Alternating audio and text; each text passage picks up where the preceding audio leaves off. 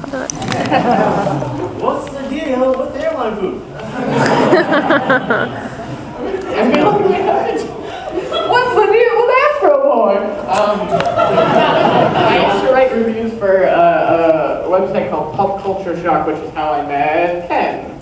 And I'm Ken Haley, and I write the manga and news review column for CBR over at Comic Resources, and the comics should be good to all. And I'm Mike Ferreira, editor-in-chief of Anime Herald.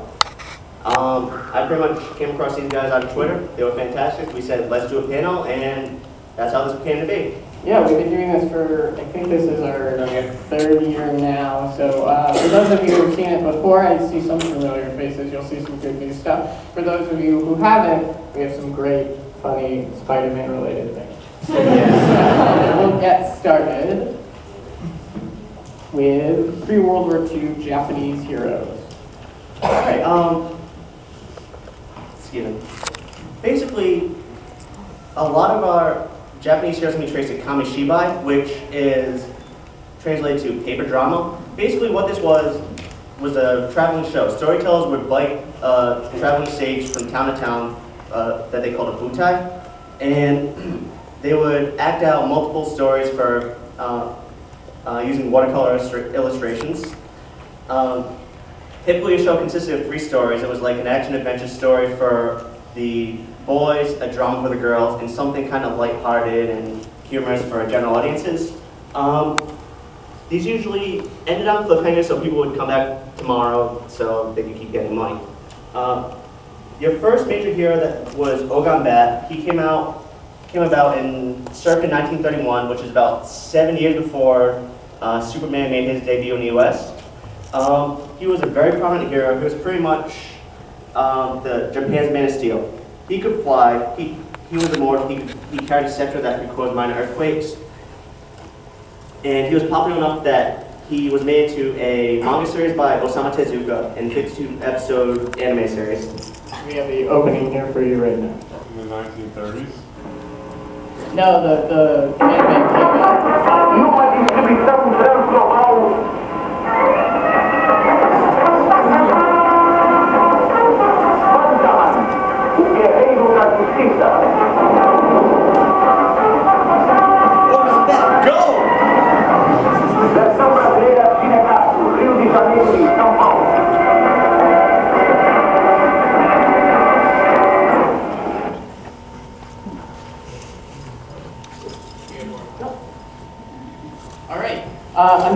Another hero that came out in pre-World War II Japan is this guy Tenkuro. The best way to describe him is he's kind of like a fat Doraemon. So he's this big steel ball guy named Tenkuro who loves to fight, and he can really he's like a Swiss Army knife of war tools. So if someone throws him in the water, he has little jets that come out and he can move around. He has a bunch of chains. He can turn into a plane. And it's a really interesting, fun, and silly manga. It started out originally as a newspaper strip, and it was published last year by a company called Pop Press. It's in a very nice hardcover version. We can also call this My Tank is Fight! So he's one other point you mentioned. He's a Japanese robot that predates Astro Boy and some of the other prominent Tezuka work. And we have some stills right here now. As you can see, it's not really like a lot of modern manga that we see today. It's not really well structured. It's mostly splash pages with a bunch of different word bubbles all over the place. And a lot of it is people. I found that a lot of it is soldiers being very quizzical and being like, I wonder what Tenkuro is going to do, and then they would just like get shot, or like they're throwing octopuses at him and he's complaining about like, there's an octopus on my butt. So it's if you like the history of manga and you want a good laugh, I would definitely recommend picking that up. All right, and now on to pre-World War II American heroes. All right, the first major comic hero that we can trace back is The Clock, who made his debut in Funny Picture Stories in 1936. And there was another publication that they're kind of contentious about which one he appeared in first. I can't remember off the top of my head. He was created by George Ferreira, and it revolves around society man Brian O'Brien. I don't. The most Irish name you can think of. Do we have a spelling on that? BRINO apostrophe BRIEN. Okay. And he was a wealthy, high society guy. He was a former lawyer and DA, and he was also a costume crime fighter that fought in a three-piece suit. Now, tell me if this sounds familiar to you. Anyway, he had gadgets like a cane with a head turned into a projectile, diamond stud that shot tear gas, and every time he solved a crime, he left a calling card that said, "The clock has struck." Yeah, I mean, again, tell me if you've heard this stuff before. A lot of it is so tropey that this is like the birthplace of all those tropes. Actually, even before that, in 1903, debut in 1903 was the Scarlet Pimpernel. Although it was a British character, he was a fought by day, swords, master adventurer by night, who was really the progenitor. I mean, that was the debut of the guy with the secret identity, and he left the calling card of flowers, Scarlet Pimpernel flowers. So that predates all of them. So. Thank you. We'll definitely integrate that into next year's. Anyway, the clock paved the way for the vigilante comic genre, so that's where characters like Batman, the Punisher, and the like came from. And a lot of his stories stem from the old stories of pulp mags and crime shows like The Green Hornet, The Phantom, The Shadows, stuff like that. And now we're getting to the heroes that people actually know. We got Superman here, created in 1938 by Jerry Siegel and Joe Shuster. He appeared in Action Comics #1. By the way, did anyone hear about that guy that found Action Comics #1 in his wall? Yes. What a lucky. I'm not going to get that. Anyway. He was originally meant to be the voice of the young, depraved, alien, I can't talk to that about 5 espressos in me. An alienated youth of America during the Depression era. So a lot of the stories explored conflicts between corporate greed and public welfare, unfair treatments of workers in unsafe conditions, social reform, government assistance to the poor. Pretty much anyone that remembers Superman as a guy that ate American flag, ate apple pie and shat American flags, this is not the same guy. Well, he's really changed since his creation. He was the Western industry's first major star, created a huge jump in readership while spurring interest in the expanding market that led to a bunch of knockoffs. For example, I don't know why, but Bob Kane's Batman's kind of lumped in with this, even though he stems more from the pulp mags and the original stuff like the Shadows, Phantom. But he was a lot more surreal than Superman. He had a much darker overall feel to his comics. And then there was Captain Marvel, or better known as Shazam in a lot of people's minds, who was a much more whimsical read. He actually outsold Superman for a time. And on the Marvel side, I think we have, Marvel. They entered the market in 1939 as Timely Comics, and their first issue introduced 2 heroes that they still use today, the Human Torch and Namor the Submariner. Now, I should let you know the Human Torch is not the same Human Torch. It's not Johnny Storm. They actually, I don't remember the overall story for this. It was the original Human Torch was an android created by, I don't know the doctor's name, but he introduced this android to the public, and when the android is introduced to oxygen-heavy environment, he flares up. So the entire town he introduced him to was like, oh my god, he's a monster! So they buried him underneath the earth, but somehow he got out and he became a hero. And the Submariner, for those of you who are Namor the Submariner, for those of you who don't know him, is half human, half Atlantean, who's considered the first mutant. And for a while, he was more of a villain than a hero. And even then, today, even though he's a hero, most of us still don't like him. Yeah, probably the most disliked member of the Marvel community. Good. All right. Anyway, moving on, we're going to how World War II changed everything for America. Basically, comics made an effort to meet the moral standards by linking Protestant patriotism to the war effort. So you have like Superman and Batman selling war bonds. You'd have heroes and villains like Namor and the Human Torch, which we were just talking about, teaming up to fight for the greater good, because apparently a pissed off Atlantean is willing to drop everything to save the land dwellers from Hitler.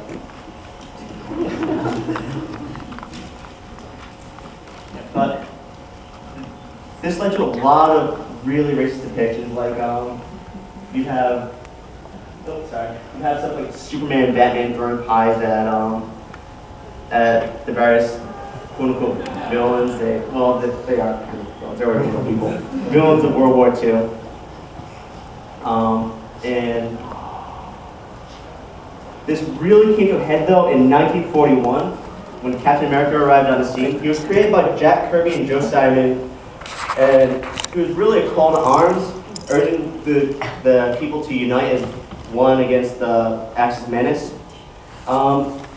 He pretty much changed the purpose and use of U.S. comics. He was mostly used as a way to engage blue-collar middle America and keep morale high by fighting fascism literally face to face. The first issue had Captain America punching Hitler. Interesting fact that someone pointed out last year, this cover actually predates the us declaring war on Germany. So you could almost Actually, Germany say declared war on us. It was almost a year ahead, I think. Actually, Germany declared war on us by the sorry. part of the Japanese, but yeah. Yeah, great. It was really great for morale, but it helped to spark some intense racist depictions, especially the Japanese. I mean, we have some covers like, if you look over here, the buck-cheeked Japanese guy, and you too can slap a Jap today. I mean, these are real covers. These are the things that Marvel and DC do not want to admit exist, but they're out there. Easily found on the internet. Oh God, yes. I mean, it's about as easily found as Pope Superman.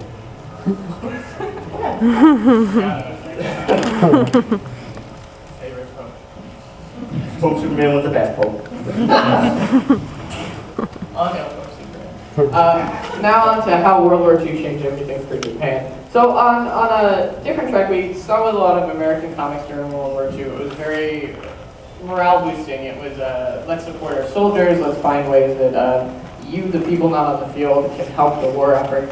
Where Japanese comics take an interesting different turn. They're obviously heavily influenced by the loss of World War II, and they were used more as a way to help revive the now distraught culture, especially with the idea of the atomic bomb and atomic energy and how that's affected their landscape.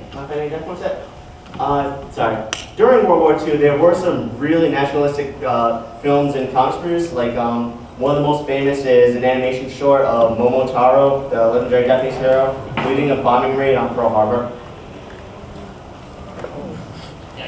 Yikes. So obviously one of the more famous Japanese superheroes is Astro Boy. He first appeared in a 1950 comic called Ambassador Adam, which was an overly complex science fiction story from Osamu Tezuka. The story depicts our Earth and a counter-Earth with people who look just like us but have enormous elephant ears. Their world gets destroyed and they come here, so there's a lot of fight over overpopulation, where is all the food going to go, and Tezuka wanted to create a series that utilized atomic energy in a more positive light. So he chose the name Atom because Americans were doing doing nuclear testing, and everyone was talking about atoms and atomic energy. And he wanted to use this to help brighten the lives of Japanese children. And it's sometimes called Captain Atom or Ambassador Atom. So this is one of the earlier depictions of Astro Boy. And Astro Boy became very popular and spawned into a official manga all on his own, and an anime in 1963, to which we have the opening.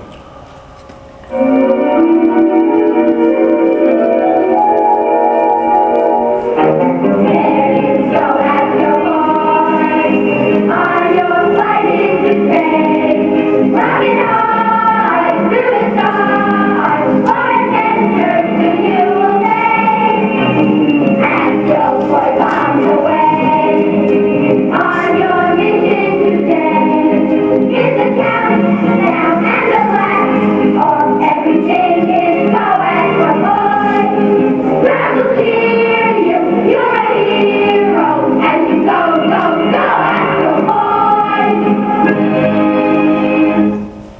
a round of applause, everyone.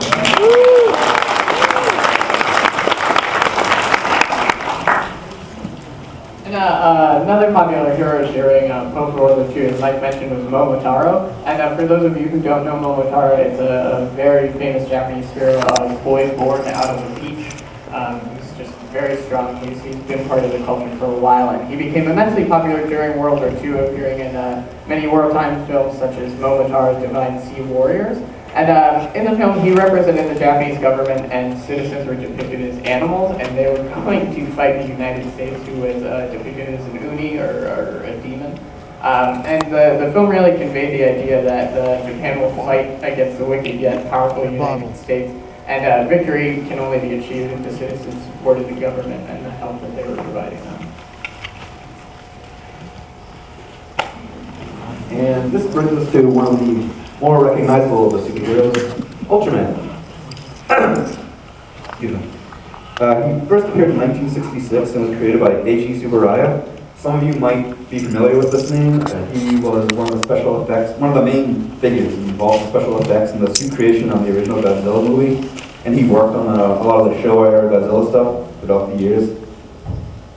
The first Ultraman series was actually the second of the Ultra series. The original Ultra series was Ultra Q, which was this kind of sci-fi X-Files thing with kaiju monsters, but it didn't have Ultraman in it at the time.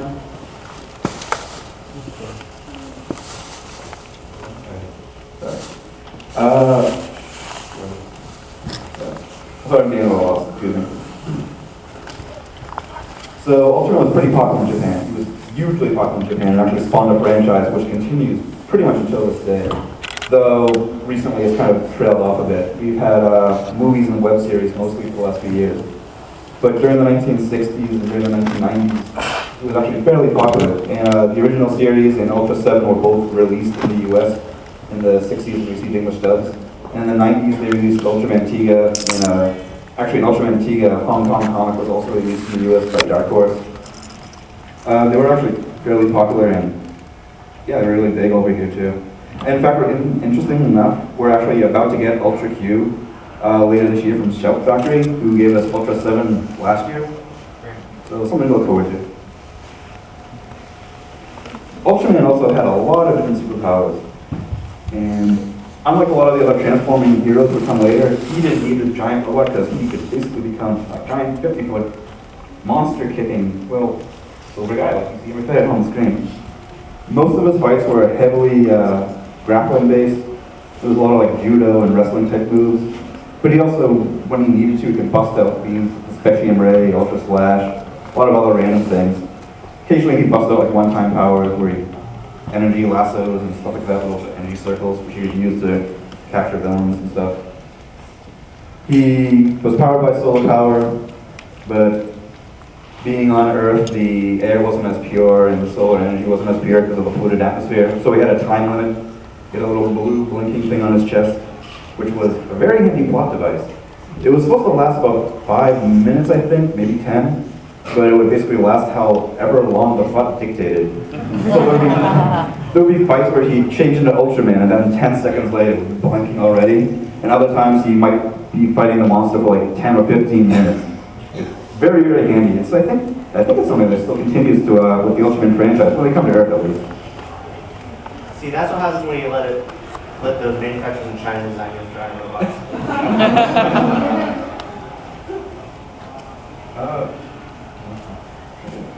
Eventually, one of the other spin-off genres, which also started pretty early on of the superhero concept, was the super robot genre. Some of the earliest examples was Tenshin 28, created by Mitsuteru Yokoyama. Tenshin himself was this super robot piloted, well not really piloted, but controlled by the creator's son Shotaro. It was a leftover weapon from World War II.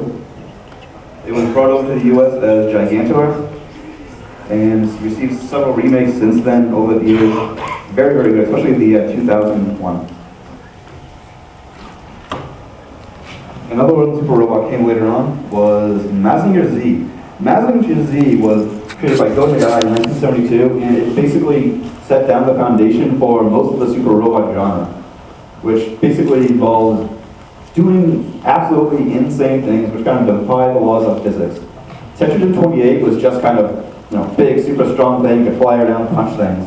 But Mazinger Z just kind of started the trend of going kind of fat, crazy, insane with the powers and the abilities. You'll see that in the opening that we have right now.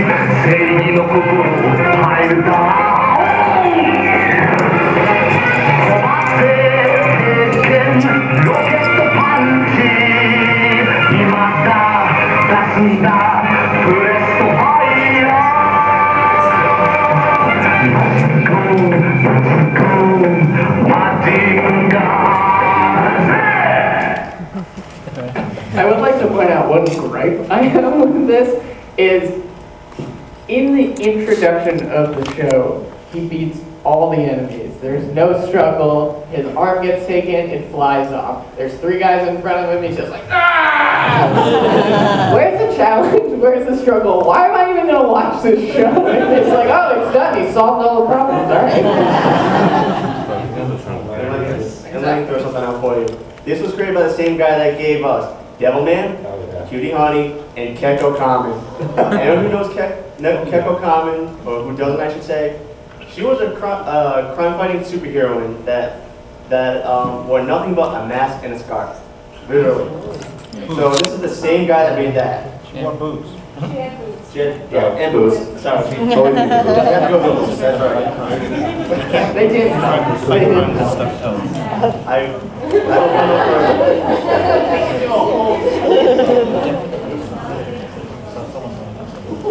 So yeah, Mazinger Z introduced a lot of this super robot tropes that we still see today, like the super attacks, the special attacks.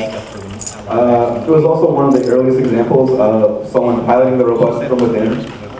Like as we mentioned before, with Tetrogen 28, he had a remote control and he was outside the robot. But with Mazinger, the kid got into the hovercraft, which then connected to the head, as we saw in the opening, which is pretty popular. Actually, something that I don't know if anyone's seen the trailer for Pacific Rim, but in the WonderCon trailer, that they get into the head and the head drops down to one of the robots, and I was like, "Pilled her on, man." And also, it also brings Gestalters and combiner robots. Oh yeah, small. And going in. That's something we see a lot in Power Rangers with a bunch of different Zords connecting together and becoming one larger giant fighting robot. So this was one of the real pioneering series of that trope. And speaking of Power Rangers, let's get into the Super Sentai genre. Basically, the first known Super Sentai, even though it really wasn't officially recognized as one until 1995, was Himitsu Sentai Go Ranger, or Secret Team Go Ranger. This was created by Cyborg 009 creator Shotaro Ishinomori. You're going to hear this name a lot. I mean, this guy was incredibly influential in pretty much everything we know about the genre today. God rest his soul. Anyway, Go Ranger introduced a number of genre standards, including the 5-member team, the character-specific vehicles, the Monster of the Week format, and the fact that everyone had unique colors and unique weapons. It was merchandisable. It was, as Joel Schumacher has said, poetic. Joel Schumacher is history's greatest monster! Joel Schumacher is going to pioneer the DC cinematic universe. I couldn't make the Justice League movie.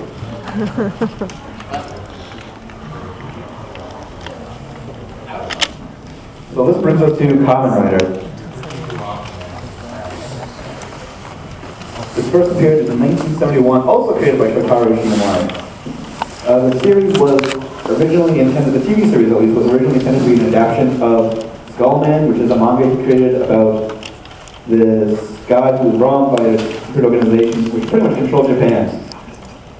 Very much like Kamen Rider was, but unlike Kamen Rider, Skullman was a bit of a sociopath and was deemed too dark and insane. The character literally does, like at one point in the manga, basically say, I'm going to kill every single Japanese. And it's like, let's go for it, I don't care. So I know Sentai Filmworks released one of the animated adaptations of that. Very good, highly recommend it. That was definitely very good. My gameplay next. Well, they tone him down a little bit for the more recent anime. But in the original manga, he's full on terrorist. He's blowing up airplanes, killing movie stars, sabotaging trains. He does not care. He wants his revenge, doesn't really care. So naturally, that wasn't really adaptable for a live-action TV show for kids. So Taro went on with the idea and came up with Kamen Rider instead. I like the idea for kids. We'll make them a bug. That makes it better. It does. He's also not quite as sociopathic. Kamen Rider is usually popular in Japan, and originally focused on the original series was Takeshi Hongo, who was kidnapped by a terrorist organization and transformed into Kamen Rider. He later replaced with Hayato Ichimonji, who he I think rescues in the TV show and the comic. Though they diverge in different directions. I think in the TV show he was wandering the world for a while, wasn't he? But in the manga, I think they stay around together for a while, or they actually kill off Hongo at one point. I'm a little hazy. I haven't actually read all of the manga, I have to admit. That's the first volume so far. I want to get the rest. It's all actually available in Comixology right now. So this became quite a popular franchise. It continues to this day. They just celebrated, I think, the 40th anniversary a few years ago. Run over 20 series so far. It's been attempted to brought over to the US a couple of times, not very well. First attempt was by Saban, who brought over the Power Rangers, and it came over as Masked Rider. It's an adaptation of Kamen Rider Black RX, and in the 90s actually spun off of the Mighty Morphin Power Rangers TV show. They cut footage together from the series and the Sentai series all the time to do the series. Can I just interject to say that the Japanese production companies were quite upset with our adaptation. They were quite upset. So were the fans. Oh snap. They were very much up. You saw any of the other Tokusatsu panels this weekend. We were asking people a couple of times, did you see Masked Rider? And several people said, that was the first series I ever saw of any Japanese Tokusatsu. We're so sorry for that. It's very, very bad. It's not even available right now. All the other Saban Tokusatsu shows are actually on Netflix. You can get VR Troopers and all the others, which we'll touch upon later on, but not Kamen Rider. This was also attempted to brought over the franchise again later on, most recently as Kamen Rider Dragon Knight, which was an adaptation of Kamen Rider Yuki. This wasn't quite as successful either. It did okay. It's the Emmy Award-winning Kamen Rider Dragon Knight. It won the first daytime Emmy Award for fight choreography, I believe. But the ratings dropped off pretty heavily towards the end of the series, and the last, I think, 4 or 5 never actually were broadcast on TV. They were only available on online through an official streaming site. It might also be worth noting, actually, that there's a current rumor going around that Saban's going to try to bring it over again, because they trademarked the name Power Rider. Oh my god, no. Yeah, we don't know exactly what it is. They've been sitting on the Power Rider name for several years, and we haven't seen any movement, but it was actually renewed at the beginning of this year. I went on the government's website where you can look up trademarks, and yeah, they renewed it, I think, like March or something like that.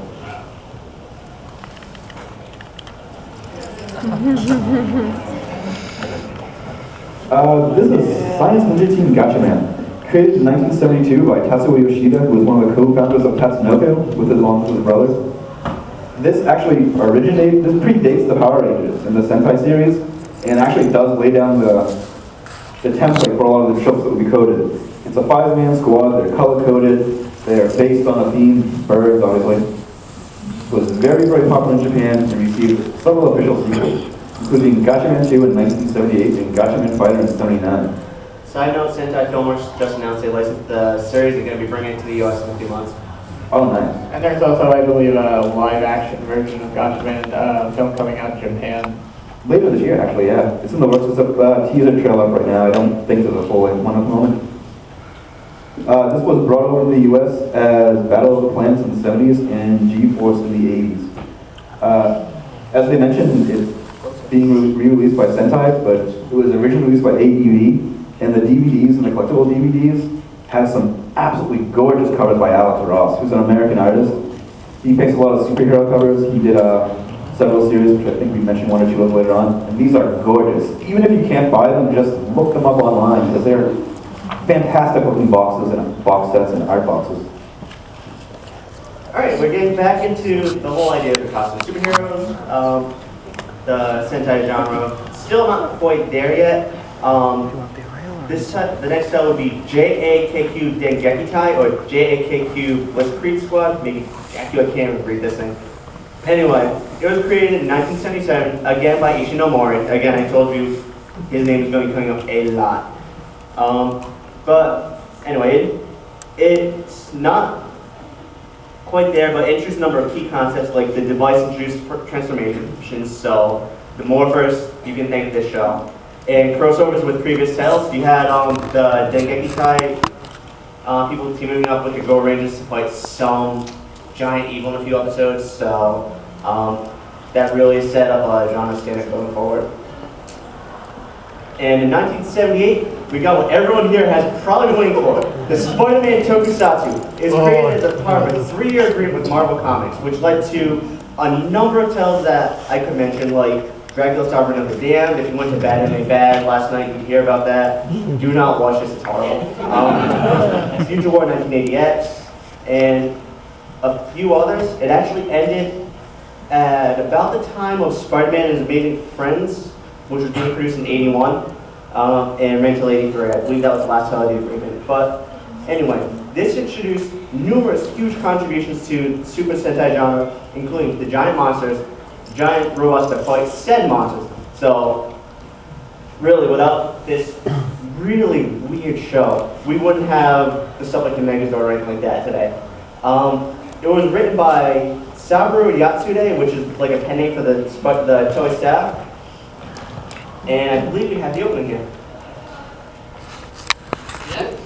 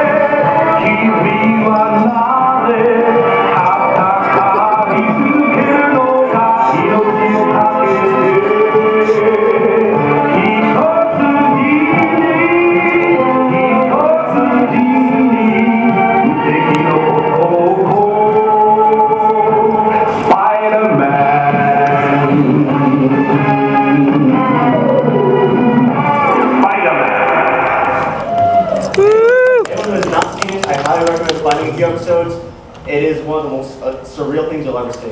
I think it's available on Marvel.com still. I'm not sure that. Really? They put it up there a while ago. They were testing the waters to see if they could turn to a DVD, but I guess it didn't do well enough. But it's still up there, I'm pretty sure. I checked earlier this year.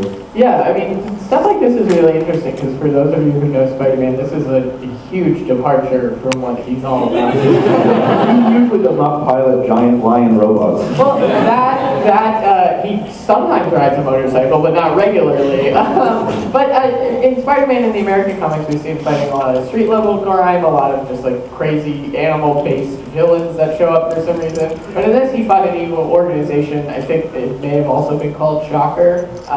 So it's very interesting to see how American heroes are reappropriated for a Japanese audience, and I think Spider-Man is really like the driving hero. Absolutely.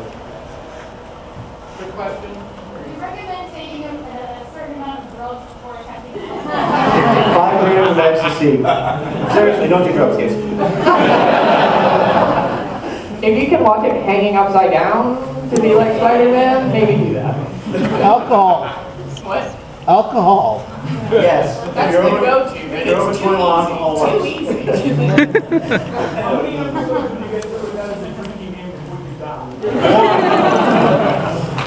Alright, so this is just the actual birth of the Super Sentai brand, which came about in 1979 with Battle Fever Jet, which was actually another co-production between Marvel and Telly, and part of that agreement I mentioned earlier. It was a co-production between Marvel, Telly, and TV Asahi, and it was loosely, very, very loosely based on Captain America. That red one, that's him. Actually, Captain America was the one with the long flowing locks there. Each character represented a different nation, so you had Battle Kenya, Battle Japan, Miss America. Of course, they couldn't have Battle America. No, it had to be Miss America. But anyway, she was a token female, and she was supposed to be Captain America for some reason. Anyway, a pilot for this was dubbed, and an adaptation was produced for US TV, but it was rejected. I unfortunately don't remember the source, but I did write this down. One exec outright said, "How could you bring us this piece of garbage? You, who were responsible for Muppet Babies." So, this was garbage compared to Muppet Babies. That should tell you something. Well, the adaptation was. Which brings us to another iteration of the superheroes in Japan, the magical girl genre. The magical girl genre in Japan actually refers to just about any female lead with magical powers. Back in like the 60s and 70s, this was actually really popular, and still is to a degree. This included characters like Secret Ako-chan, Sally the Witch, and other things. Like Bewitched set up a whole like drew of these series. But generally in the US, when we think of the magical girl genre, we think of transforming female superhero characters. The most notable one, obviously, is Sailor Moon, and we'll mention her a little bit. But it really started, the kind of transforming female superhero started in 1973 with Cutie Honey, created once again by Go Nagai. He's another one of those very prolific authors like Shotaro Ishinomori. Lots of hero characters, lots of giant robot things, and other Cutie Honey is definitely not the little girls. No, Cutie Honey was actually the shonen series at the time, which is kind of amazing if you actually watch any of the stuff today, because it does not look like a shonen. Not at all, not like a modern shonen. It features a girl battling a criminal organization called Panther Claw after they kill her father, and during the course of the series, in the battle, she finds out that, hey, I'm an android. And she has power, and her powers, thanks to this, is she can turn in any different costume, wield a wide variety of special attacks and weapons. So she turns into nurses, she can turn into schoolgirls, policewomen, all these other things. Again, definitely not for girls. I would like to note that this is probably the most dressed I found her with So like we try to keep it like age appropriate for everybody, but that should give you some idea of how fetishy this genre could be. Alright, so moving on now, we're on to the American Sentai shows. Who here remembers Power Rangers? Unfortunately. And who here remembers VR Troopers? Oh yeah. Alright, awesome. Anyway, basically the first major exposure to American, of Sentai to Americans was Mighty Morphin Power Rangers. Saban replaced the non-combat scenes with American actors, so instead of having these mystical warriors that were born from ages of hibernation, they had Jason and always Jason, Tommy, Kimberly, Billy. How the hell do I remember this? Jason, Billy, Zach, Kimberly, Training. Training. Anyway, the most recent season of this is Megaforce, which uses footage and costumes from Kusek, which is, I believe, is part of the 20th anniversary push, if I'm correct. Yes, it is. The second half of the season is going to be Super Megaforce, which uses footage and outfits from Gokaiger, and it's supposed to feature a bunch of old stars returning for guest spots. Now, doing some research for this year's panel, I actually went through a bunch of old SEC filings because I'm crazy like that, and I apparently have nothing better to do than sit there and read through decades-old contracts. But anyway, I found that Saban actually owns a perpetual license to the Super Sentai brand. Basically, if reading closely, there is a small clause that says Saban owns in perpetuity titles going forward through their agreement with Toei. So basically, this license was transferred to Disney for a period during a buyout in their early to mid-2000s, which is why you start seeing Disney's Power Rangers on the branding. And it was reclaimed by Heinz Saban in 2010, so again, Saban owns eternal rights to any Super Sentai. If you notice, there's actually a branding at the end of every show that says like BVS or something like that. BVS was a third party created just to enforce this contract to make sure that this perpetual license stays perpetual. So I just figured that would be interesting for people to know. And it's the reason why we've never seen another company try and get Super Sentai titles, anything of that sort, because Saban will lawyer right the heck up. Anyway, then we have VR Troopers, which combine footage from 3 Toku shows, Toku being Tokusatsu. Superhuman Machine Metalder, Dimensional Warrior Spielbahn, and Space Sheriff Shida. Which one of these does not fit, by the way? Anyway, they again replaced the story scenes with the tale of Brian Steele and his couple friends and their talking dog. Again, this stuff was not exactly integrated. And there was also Big Bad Beetleborgs, which was a heavily Americanized version of Jugo Beat Fighter and Beat Fighter Kabuto, which, excuse me, again, they replaced all the actors and everything with this really surreal tale about these little kids that hung out in haunted houses with these ghosts. So there were a bunch of kids going out on their own, unsupervised, hanging out in this strange house that could have easily been one contraction. Yeah, on that note, that show was very difficult to consume as a kid, because these kids worked in a comic book shop and they met a genie. The genie turned them into Beetleborgs, but also gave them superpowers, and then in their off time, they hung out with that genie and a Wolfman and a Frankenstein and a Gillman for comic relief. And, like, they never left the house, they were just there. And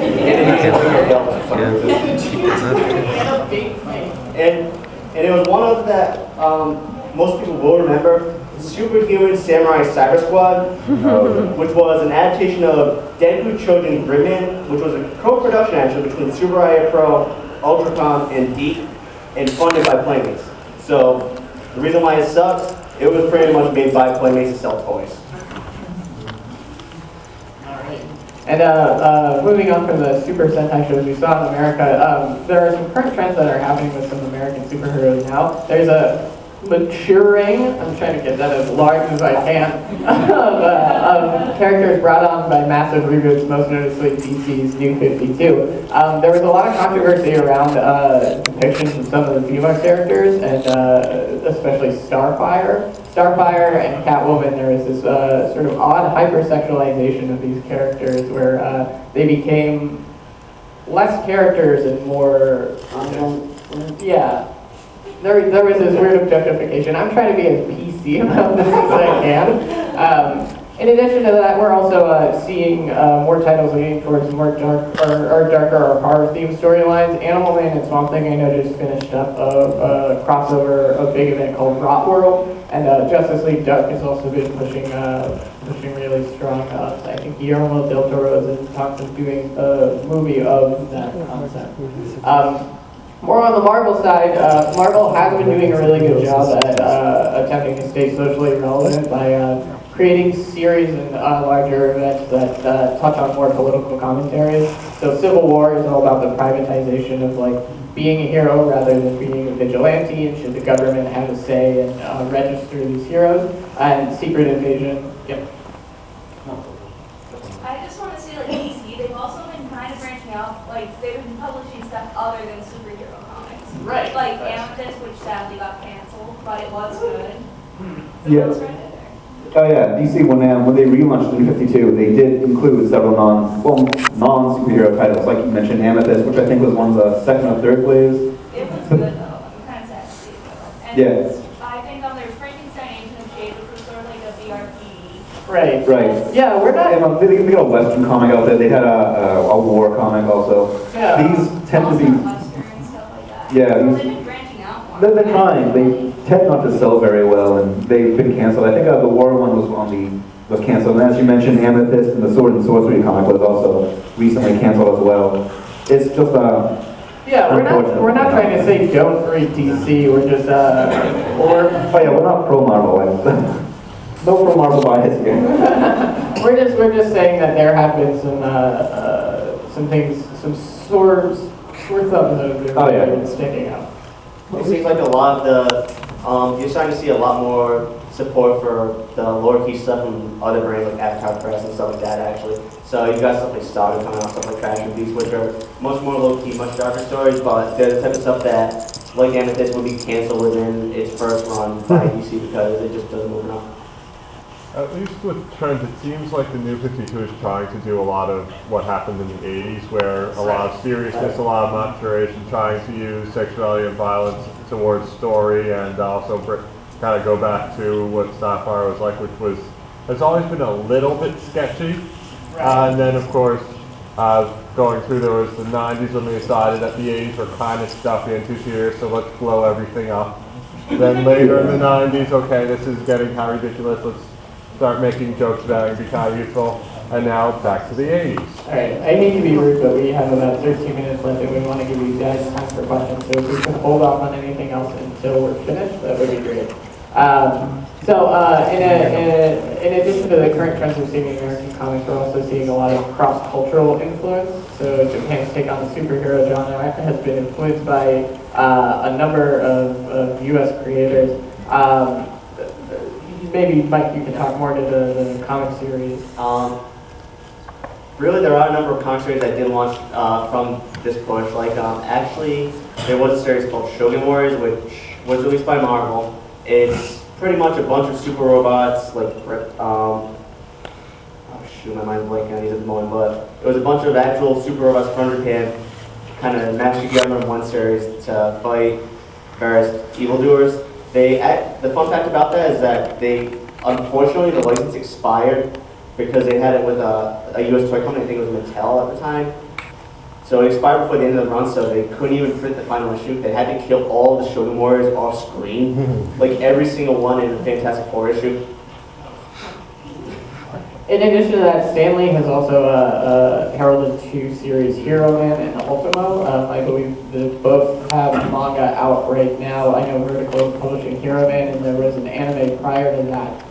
So it's very interesting to see someone so prevalent in the American comics industry taking a vested interest in Japanese comics and working with some of those creators. I believe with Ultimo he worked with the illustrator and the gentleman who did Shaman King. Yep. Yeah, it's also worth noting with Hero Man, it's a bit of a throwback to the older Super Robot model where the kid doesn't really pilot the robot, he controls it with remote control.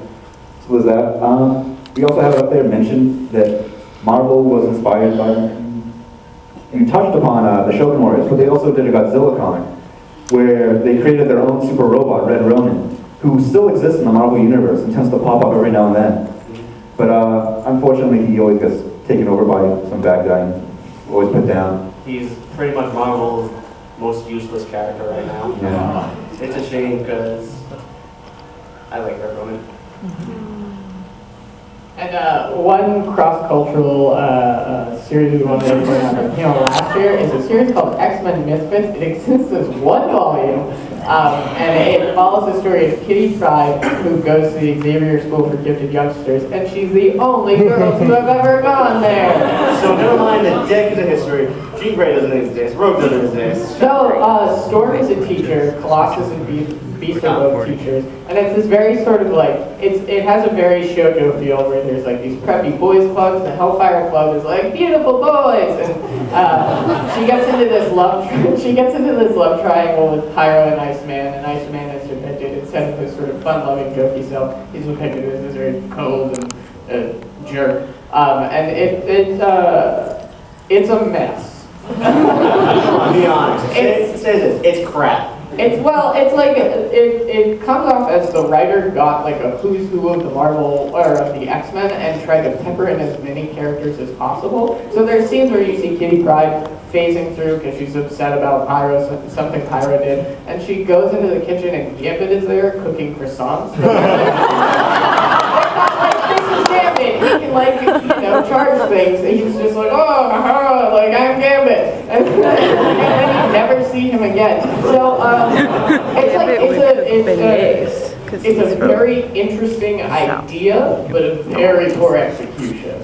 So if you're interested and you can come across it, I would definitely recommend picking you up just to like write about and tell me. One like that for Death End.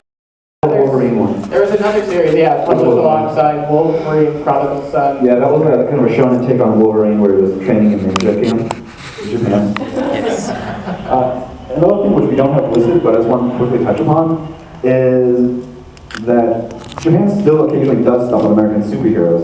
I stumbled across a series not too long ago, which was released in the US in 2008 called Spider-Man J, and it was this Spider-Man series made in Japan for little kids. I think it was a Kodama series, Kodomo, a manga series published in something.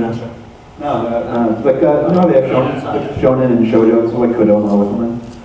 And it's all about Spider-Man just being like a 12-year-old schoolboy with a police officer as a sidekick fighting evil animal things like Lord Beastius, and it felt like a Super Sentai series with Spider-Man. It really did. So that is that's our presentation. If you want to follow us on Twitter, here's our handles, and if you want to follow us online, here are the website. That Twitter handle does not exist anymore, actually. It's MikeF_AH.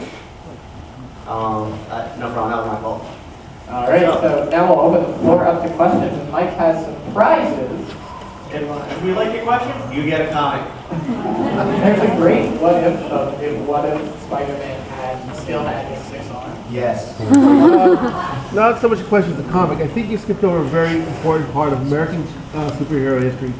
In the 60s, they made the heroes relevant by giving them the real world problems, money problems of Spider-Man. He wasn't the millionaire or well-heeled reporter, and he had school problems and he had girlfriend problems too. Oh yeah, you're absolutely right. That was a big thing Marvel did, mainly. Yeah, and, or even the bickering hero group, which they did in the and the X-Men are Outcasts. Yeah. Yeah.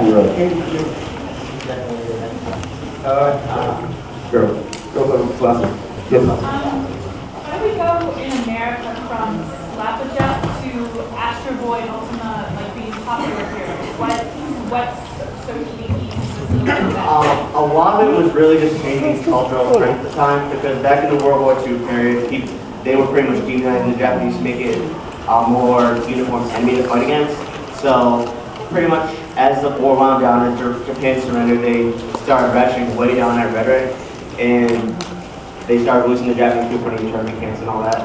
I definitely think there's something to say with the difference in media as well, where Astro Boy was probably targeted more towards the younger generation, where the Slapjack is. So they would have not been exposed to that. Yeah, they would have been. It's different target markets. It might be worth mentioning that a lot of the earlier anime in series were not branded as from Japan. They were just kind of stealth released in the US, which is what primed a lot of the kind of anime fandom we see today. Yes, you. Yeah. So I know that there's an Iron Man and an X-Men anime. There's also That's correct. Yes, there was the. And is that, so I mean like A, why? And B, are there any like cultural differences that you see in those? Well, I honestly haven't seen it because I've heard nothing but horrible things about them. Yeah, It was a deal Marvel had set up with Madhouse, and then they released, I think, 5 series: Iron Man, Blade, X-Men, and Wolverine. Actually, that's 4 series. Sorry. They all aired on GTV, but I never saw them. Like I said, I've heard nothing but bad things. They were supposed to be there were a lot of high hopes. They had like Warren Ellis did the writing for the Iron Man one. He's a big American comic writer, fairly well known. He's a published author. Just did not take off at all. They kind of crashed and burned. You can find them pretty cheap now, like Walmart and Target and Kmart, for like $10 a season. And they're written at a whole lot. Batman basically a Japanese version of Batman, because it seems that way. Yeah, from what I saw of it, it felt very, very much like that. From the anime. I'd love to read the manga, but it's not available right now. It was very good, and I love the fact that it was definitely a slightly darker take on it, and like the contrasting heroes. Zetman himself, it actually felt like Batman was kind of split across 2 heroes, because Zetman was the much darker, angry, well, not really angry, but he was the darker, more violent, grittier kind of, he was portrayed that way in the media and stuff. Like they viewed him as like the dark villain. While the hero, remember his name? He had the other hero. He had the white armor and he was his friend. Oh, yeah. He was I'm the shining. Yeah. He was I'm the shining hero. I'm the white knight thing. But his personality was a little more broken and psychotic and not quite there. Trying to remember who got it up next. All right, you said earlier with heavy emphasis on quoting figures on the maturation during the 80s compared to comics. They tried to make it more realistic with like hyper-violence and sexualization. Just to clarify, we were talking about now. That gentleman in the back was talking about the 80s. Oh, okay. It was like the gentleman back was like all the 60s. We were talking about how nowadays they're kind of taking the lessons from the bad lessons from the late 80s and 90s in terms of classic comics like Watchmen and V for Vendetta, where they're kind of angry, mentally, maybe not stable heroes, they engage in things like sexual fetishes and all this other stuff. Well, I'm just saying in the 80s, it's still made a move towards realism, you said, a little bit more, right? Well, Kind of, yeah. They attempted to address that. Do you think that was corollary to that, where sort of the shift from super robot to real robot in Japan? You could probably see that. Well, the thing is, the super robot genre still continues very, very healthily until this day.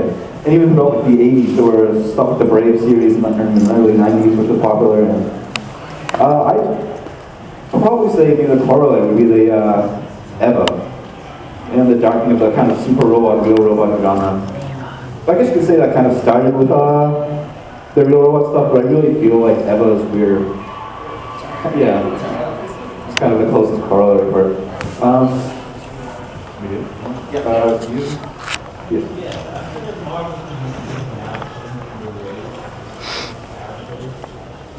Who did you hear? that would be DC. Yeah, Flash and DC. Yeah. Marvel has changed some of the races for some of their characters in a different comic line they have called the Ultimate Series. That's where Nick Fury was originally a white guy from World War II. But when they launched this comic line called the Ultimates, they were trying to reinvent them for modern day audiences. So they basically made Nick Fury Samuel L. Jackson, like we saw in the Avengers movie. I mean, that was they mentioned that in the comic. They say like, you kind of look like Samuel L. Jackson. Maybe you can play in a movie adaptation someday. It is worth noting in like some mini-series, like there's The Last Days of Animal Man, it's set more in the future. There is, I think there's an African-American Flash in that. So in some books you will see that, but I don't think it's become like a big factor. Alright, one more question. Who's going to go home with what if Spider-Man kept his 6 arms? Alright. Your thoughts on Tiger? Loved it. Love it. Tiger and Bunny is fantastic. Adore it. I'm loving the fact that that's out right now, but I really, really wish it was on Toonami and not Neon Alley. I think it has the potential to be a big hit in the U.S. And the wider exposure from being on television would have helped it a lot, I think. I think really unfortunately, Neon Alley, it's actually hurting them. I've heard because it's such a limited market that I don't even know their subscription rate, but it's painfully low because it's only available Xbox and Xbox and PS3. I mean, they're limiting the audience to a subset of a subset. So you have anime fans within gamers within connected consoles. So I mean, really, and even then, a lot of them are not going to be paying for Neon Alley, unfortunately. So you're looking at as an off-the-cuff guess, about 100,000 subscribers at most, and because it's a linear channel, it only airs once a week, or a couple times a week. So really, they are doing it in a service. Even if they just put it up on Netflix, or even if they got onto Toonami, I think it's wonders for the series. This is one last quick note before we end. It's kind of worth noting that Tiger and Bunny follows with Zetman, as the other man mentioned here, and Hero Man, and a couple other series, and it looks almost like a wave of superhero anime series coming out of Japan right now, and it's kind of nice to see that. I believe that's it, right? Yep, we're at our time, so thank you so much for coming. Thanks so much for coming.